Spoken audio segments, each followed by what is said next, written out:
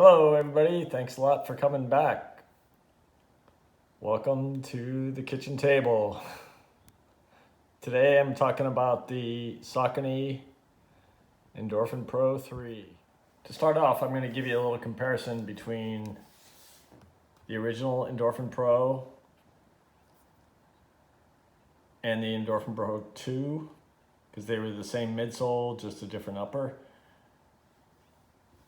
and the Endorphin 3. First thing, the Endorphin Pro and the Endorphin Pro 2 retailed for $200. This Endorphin Pro 3 retails for $225. The first thing that is obvious to the eye is that the Endorphin Pro 3 is taller than the Endorphin Pro. In fact, this one sat at 35.5 millimeters in the heel and 27.5 in the forefoot. And this one sits 39.5 and 31.5 in the forefoot. Essentially, this one sits at the maximum stack height allowable for the top runners in the world to race in it.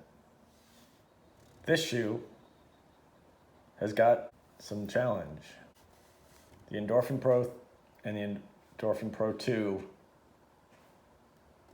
are the number 3 shoe used in events all over the world. That's all based on the data that I collect.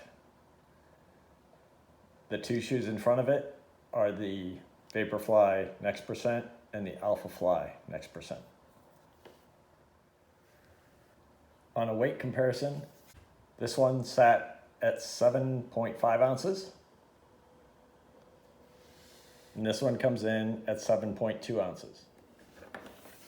So with this much more foam, Saucony had to really look at how to cut weight out of the shoe, because what foam is, other than outsole, is the heaviest material in the shoe. So what did they do? Obviously you can see the mesh is a lot more open. In fact, it's completely see-through versus the mesh on this one. And you can see they cut weight all the way through. There are holes cut in that are basically the Saucony logo, but it's also cutting weight out of the tongue. Inside, this piece was a fairly large piece of mesh that came up and became the tongue, so it gives you lockdown.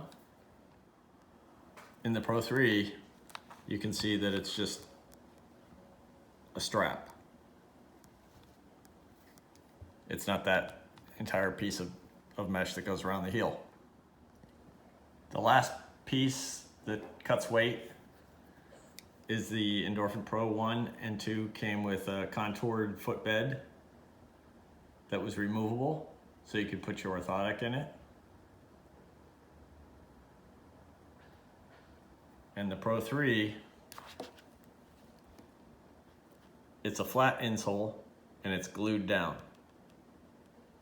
So that actually cuts a ton of weight. And if you want to put your orthotic in, you can peel that off or possibly put your orthotic just on top of it. So let's talk specifically about the Endorphin Pro 3. So you can see they brought a little bit of higher wrap here on the heel, so you get a little bit more heel support, because there isn't a heel counter and there wasn't one in the Endorphin Pro or Endorphin Pro 2. Overall, you definitely can feel the difference in the stack heights. As soon as you put it on and start running in it, you can totally feel the difference. I'll talk next week when I have a whole bunch of super shoes in the whole mix. But what I think is good and what why this shoe became number 3 behind the Vaporfly and the Alpha Fly is that it's the whole shoe is less obstructive. So what do I mean when I say it's less obstructive? The Alpha Fly, as soon as you put it on, what's the first thing you notice when you put it on? That incredibly high arch support. Same could be said about the Vaporfly. It's not quite as obstructive, but you can still feel that super high arch support. When you put on the Asics Meta Sky, you really have to figure out that heel fit. When you run in the Adidas, you really understand that you have to be up on your toes, because if you're not, it feels a little bit wobbly. The New Balance is good. The midsole is super smooth, but it just does not feel quite as fast as the other shoes that I talked about. The Endorphin Pro 3, as you can see by my lacing, is going to fit a lot of different shapes and sizes of feet. My foot's actually quite skinny, and you can tell by that. It also, as soon as you put it on, it doesn't have anything inside the shoe that feels like, oh, I've got to get used to that. You can just put it on right out of the box and start running. Does it feel fast? It sure does. I'll tell you a little bit of story. I was on the track the other day doing a set of 400s, and the fastest guy in my age group in the county comes up to the track and starts running as well.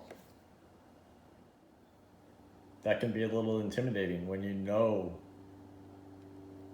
this guy who is actually won a couple marathons in the last few years. You know the guy is super fast. He trains and races and runs every single day in either the Vaporfly Next% or the Alpha Fly. So a few times we're actually on the same lap, if you will. And I was definitely not trying to run up to him or run his pace. I was just simply sticking to my own pace, not worrying about where he was on the track. But the few times that he was in front of me and we were both on, he was on whatever interval he was doing and I was on my interval, we were running the exact same pace. What does that mean? Maybe it means my running's getting better, or maybe he was just taking it easy. We chatted, but we didn't talk about the actual running we were doing. But what it did show me is that at the same kind of effort that I had been running, the Saucony shoe was fast. So like I said, the Endorphin Pro 1 and 2 made it to number 3 overall at all the major events all around the world against Vaporfly and Alpha Fly. Will this shoe stay at number 3? Absolutely. There's no doubt that it will maintain that spot. But I actually think, based on what I've seen of the new Vaporfly, that this Endorphin Pro has a great chance of moving into the number 2 spot. Again, there's nothing to obstruct you. You're gonna be able to put this on and go for a run. You're gonna feel fast in it. It's gonna protect you, just like all the super shoes do. I think it stands a real chance of getting a number 2. Thanks a lot for watching. Last thing, this shoe is available August 2nd in the US. It is available right now in Europe. Saucony Endorphin Pro 3.